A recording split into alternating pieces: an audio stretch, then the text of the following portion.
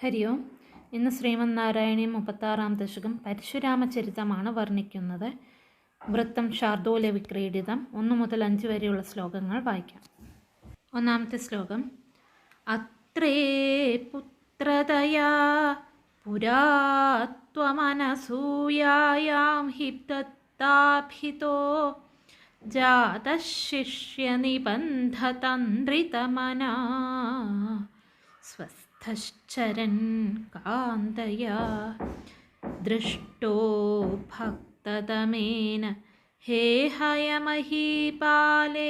തസ്മൈ വരാനഷ്ടൈശ്വര്യമുഖാൻ പ്രദായ ദദിഥ സ്വേനൈവ ചാന്തേ വധം. അർത്ഥം: ത്വം പുരാ അത്രേഃ പുത്രതയാ അനസൂയായാം ദത്താഭിതഃ ജാതഃ ഹി. അവിടുന്ന് പണ്ട് അത്രി മഹർഷിയുടെ പുത്രനായിട്ട് അനസൂയാദേവിയിൽ ദത്തൻ എന്ന പേരിൽ അവതരിക്കുകയുണ്ടായല്ലോ. ശിഷ്യനിബന്ധ തന്ത്രിതമന സ്വസ്ഥഃ കാന്തയാ ചരൻ ത്വം. ശിഷ്യന്മാർ അനുവർത്തിക്കുന്നത് നിരുത്സാഹിതനായി നിവൃത്തിമാർഗം അവലംബിച്ച് കാന്തയോടുകൂടി സഞ്ചരിക്കുന്ന ദത്താത്രേയ മൂർത്തിയായ അവിടുന്ന് ഭക്തതമേന ഹേഹയമഹീപാലേന ദൃഷ്ടഃ. അത്യന്തം ഭക്തനായ കാർത്തവീര്യാർജുനനാൽ ദർശിക്കപ്പെട്ടവനായി തസ്മൈ ഐശ്വര്യമുഖാൻ വരാൻ പ്രദായ. അദ്ദേഹത്തിന് അഷ്ടൈശ്വര്യസിദ്ധി മുതലായ വരങ്ങൾ കൊടുത്ത് അന്തേ സ്വേന ഏവ വധം ച ദദിഥ. ഒടുക്കം താൻ തന്നെ നിമിത്തമായിട്ടുള്ള വധവും ദാനം ചെയ്തു. രണ്ടാമത്തെ ശ്ലോകം. സത്യം കർത്തുമഥാർജുനസ്യ ച വരം തച്ഛക്തിമാത്രാനതം ബ്രഹ്മദ്വേഷിതദാഖിലം നൃപകുലം ഹന്തും ച ഭൂമേർഭരം സഞ്ജാതോ ജമദഗ്നിതോ ഭൃഗുകുലേ ത്വം രേണുകായാം ഹരേ രാമോ നാമ തദാത്മജേഷ്വവരജ പിത്രോരഥാ സമ്മതം. അർത്ഥം: ഹേ ഹരേ, ത്വം അഥ അർജുനസ്യ വരം സത്യം കർത്തും ച. അല്ലയോ ഹരേ, നിന്തിരുവടി പിന്നീട് കാർത്തവീര്യാർജുനന് നൽകിയ വരം സത്യമാക്കുവാനും ബ്രഹ്മദ്വേഷി ഭൂമേഃ ഭരം തഥാ തച്ഛക്തിമാത്രാനതം അഖിലം നൃപകുലം ഹന്തും ച. വേദത്തെ അഥവാ ബ്രാഹ്മണരെ ദ്രോഹിക്കുന്നതും ഭൂമിക്ക് ഭാരമായി തീർന്നതും ആ കാലത്ത് കാർത്തവീര്യാർജുനന്റെ പരാക്രമം കൊണ്ട് മാത്രം ഒതുങ്ങി നിന്നതുമായ മുഴുവൻ രാജവംശത്തെയും നിഗ്രഹിക്കുവാനും വേണ്ടി ഭൃഗുകുലെ ജമദഗ്നിതഃ രേണുകായാം തദാത്മജേഷു അവരജഃ രാമഃ നാമ സഞ്ജാതഃ. ഭൃഗുവംശത്തിൽ ജമദഗ്നിയിൽ നിന്ന് രേണുകയിൽ അവരുടെ പുത്രന്മാരിൽ ഒടുക്കത്തേവനായി രാമൻ എന്ന പേരോടെ അവതരിച്ചിട്ട് പിത്രോഹോ സമ്മതം അഥാ, അമ്മയച്ഛന്മാർക്ക് സന്തോഷം ഉളവാക്കി. മൂന്നാമത്തെ ശ്ലോകം. ലബ്ധാംനായ ഗണശ്ചതുർദശവയാ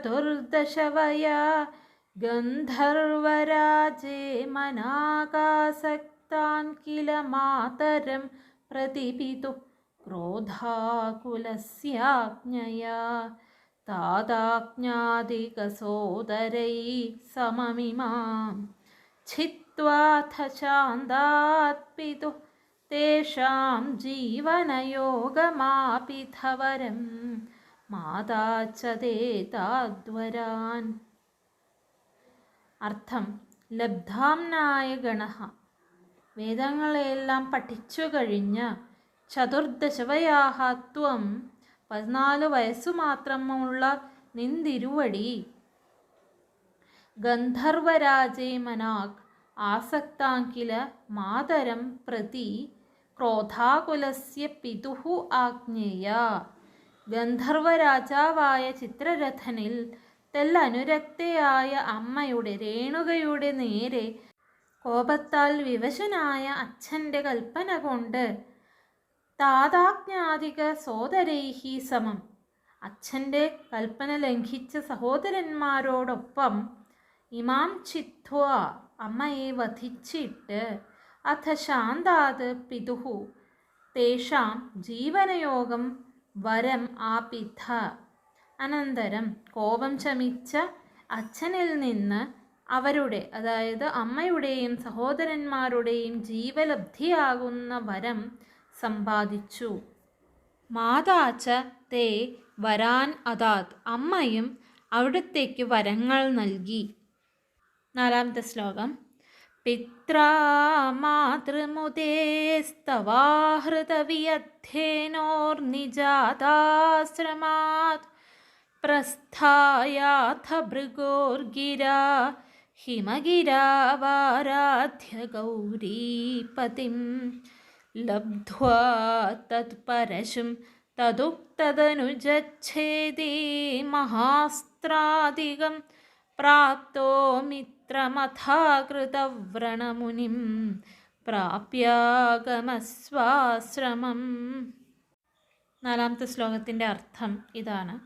അഥത്വം ഭൃഗോഹോ ഗിര, പിന്നീട് പരശുരാമനായ നിന്തിരുവടി തൻ്റെ കുലകൂടസ്ഥനായ ഭൃഗുമഹർഷിയുടെ നിയോഗത്താൽ പിത്രാ മാതൃമുതേ സ്തവാഹൃത വിയദ്ധേനോഹോ നിജാത് ആശ്രമാത് പ്രസ്ഥായ, അച്ഛനാൽ അമ്മയുടെ സന്തോഷത്തിനു വേണ്ടി സ്തോത്രം കൊണ്ട് ആനയിക്കപ്പെട്ട കാമധേനുവിനോട് കൂടിയതിൻ്റെ ആശ്രമത്തിൽ നിന്ന് പുറപ്പെട്ട് ഹിമഗിരൗ ഗൗരീപതിം ആരാധ്യ, ഹിമാലയത്തിൽ ചെന്ന് അവിടെ വെച്ച് ശ്രീ പരമേശ്വരനെ ആരാധിച്ച് തത് പരശും ലബ്ധ്വാ തദുക്തധനുജച്ഛേദി മഹാസ്ത്രാദികം പ്രാപ്തഃ അധ, അദ്ദേഹത്തിൻ്റെ വെൺമഴു സമ്പാദിച്ച് അദ്ദേഹം പറഞ്ഞ അസുരനെ നിഗ്രഹിച്ച് ദിവ്യാസ്ത്രം മുതലായവയും നേടിയതിനു ശേഷം അകൃതവ്രണമുനിം മിത്രം പ്രാപ്യ സ്വാശ്രമം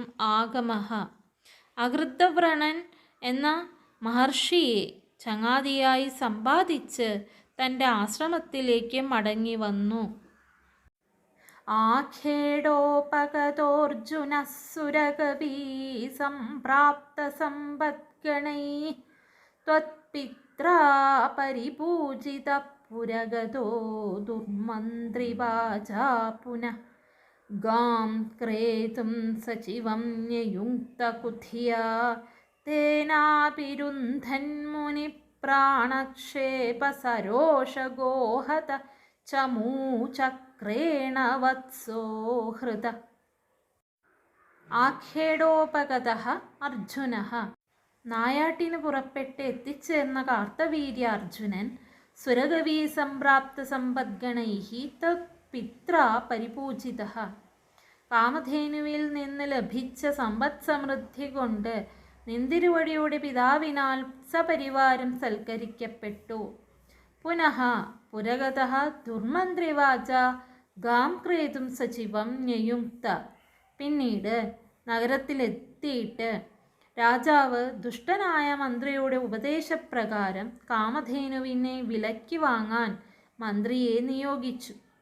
രുന്ധൻ മുനിപ്രാണക്ഷേപ സരോഷഗോഹത ചമൂചക്രേണ, ബലാത്ഗ്രഹണം തടയുന്ന ജമദഗ്നിയുടെ നിഗ്രഹം കൊണ്ട് കോപിച്ച കാമധേനുവിനാൽ നശിപ്പിക്കപ്പെട്ട സൈന്യസമൂഹത്തോടു കൂടിയവനും കുധിയാതേന അപി വത്സഃ ഹൃതഃ, ദുർബുദ്ധിയും ആയ ആ മന്ത്രിയാൽ കന്നുകുട്ടി അപഹരിക്കപ്പെട്ടു. 1 മുതൽ 5 വരെയുള്ള ശ്ലോകങ്ങളിലെ പരശുരാമാവതാരം വർണ്ണിക്കുന്നു.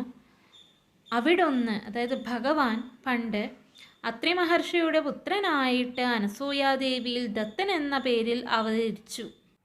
ശിഷ്യന്മാർ ഉണ്ടാകുന്നതിൽ നിരുത്സാഹനായി നിവൃത്തി മാർഗം അവലംബിച്ച് കാന്തയോടുകൂടി സഞ്ചരിക്കുന്ന ദത്താത്രേയം മൂർത്തിയായ നിന്തിരുവടി, അതായത് ഭഗവാൻ, അത്യന്തം ഭക്തനായ കാർത്തവീര്യ അർജുനനാൽ കാണപ്പെടുക ഉണ്ടായി. അദ്ദേഹത്തിന്, അതായത് കാർത്തവീര്യാർജുനന് അഷ്ടൈശ്വര്യസിദ്ധി മുതലായ വരങ്ങൾ കൊടുത്ത് ഒടുക്കം താൻ തന്നെ നിമിത്തമായുള്ള വധവും ദാനം ചെയ്തു. അതായത് ഒടുക്കം കാർത്തവീര്യാർജുനൻ്റെ മരണം ഭഗവാന്റെ കൈകൊണ്ട് തന്നെ ഉണ്ടാകും എന്ന് പറയുകയും ചെയ്തു. പിന്നീട് കാർത്തവീര്യാർജുനന് നൽകിയ വരം സത്യമാക്കുവാനും വേദത്തെ അഥവാ ബ്രാഹ്മണരെ ദ്രോഹിക്കുന്നതും ഭൂമിക്ക് ഭാരമായി തീർന്നതും ആ കാലത്ത് കാർത്തവീര്യാർജുനൻ്റെ പരാക്രമം കൊണ്ട് മാത്രം ഒതുങ്ങി നിന്നതുമായ മുഴുവൻ രാജവംശത്തെയും നിഗ്രഹിക്കുവാനും വേണ്ടി ഭൃഗുവംശത്തിൽ ജമദഗ്നിയിൽ നിന്ന് രേണുകയുടെ പുത്രന്മാരിൽ ഒടുക്കത്തെ പുത്രനായി രാമൻ എന്ന പേരോടെ അവതരിച്ചിട്ട് അച്ഛനമ്മമാർക്ക് സന്തോഷം ഉളവാക്കി. ഇനി കൗമാരത്തിൽ തന്നെ പരശുരാമൻ ചെയ്ത അത്ഭുതകൃത്യം വിവരിക്കുന്നു. വേദങ്ങളെല്ലാം പഠിച്ചു കഴിഞ്ഞ് 14 വയസ്സു പ്രായമായ അവിടുന്ന് ഭഗവാൻ ഗന്ധർവ രാജാവായ ചിത്രരഥനിൽ തെല്ലനുരക്തയായ അമ്മയുടെ രേണുകയുടെ നേരെ കോപവിവശനായ അച്ഛൻ്റെ കൽപ്പന കൊണ്ട് അച്ഛൻ്റെ കൽപ്പന ലംഘിച്ച സഹോദരന്മാരോടൊപ്പം അമ്മയെ വധിച്ചിട്ട് പിന്നീട് കോപം ശമിച്ച അച്ഛനിൽ നിന്ന് അവരുടെ, അതായത് അമ്മയുടെയും സഹോദരന്മാരുടെയും ജീവലബ്ധിയാകുന്ന വരം സമ്പാദിച്ചു. അതായത് ജമദഗ്നി മഹർഷിയോട് അവരെ പുനർജീവിപ്പിക്കണം എന്ന വരം സമ്പാദിച്ചു.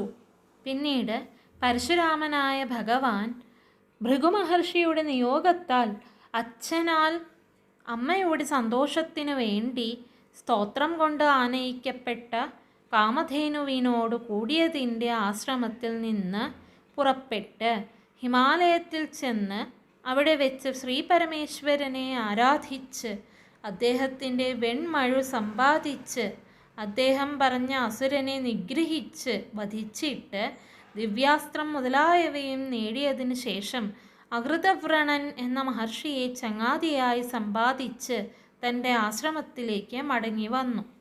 ഒരിക്കൽ കാർത്തവീര്യാർജുനൻ നായാട്ടിന് പുറപ്പെട്ട് ജമദഗ്നി മഹർഷിയുടെ ആശ്രമത്തിൽ വന്നപ്പോൾ കാമധേനുവിൽ നിന്ന് ലഭിച്ച സമ്പദ് സമൃദ്ധി കൊണ്ട് ഭഗവാന്റെ പിതാവിനാൽ, പരശുരാമൻ്റെ പിതാവിനാൽ സപരിവാരം സൽക്കരിക്കപ്പെട്ടു. പിന്നീട് നഗരത്തിൽ ചെന്നിട്ട് രാജാവ് ദുഷ്ടനായ മന്ത്രിയുടെ ഉപദേശപ്രകാരം കാമധേനുവിനെ വിലയ്ക്ക് വാങ്ങാൻ മന്ത്രിയെ നിയോഗിച്ചു.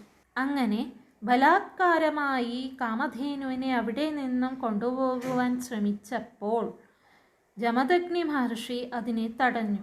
അങ്ങനെ തടഞ്ഞ ജമദഗ്നി മഹർഷിയെ വധിച്ചപ്പോൾ കോപിച്ച കാമധേനുവിനാൽ നശിപ്പിക്കപ്പെട്ട സൈന്യസമൂഹത്തോടും കൂടിയവനും ദുർബുദ്ധിയുമായ ആ മന്ത്രിയാൽ കന്നുകുട്ടി അപഹരിക്കപ്പെട്ടു.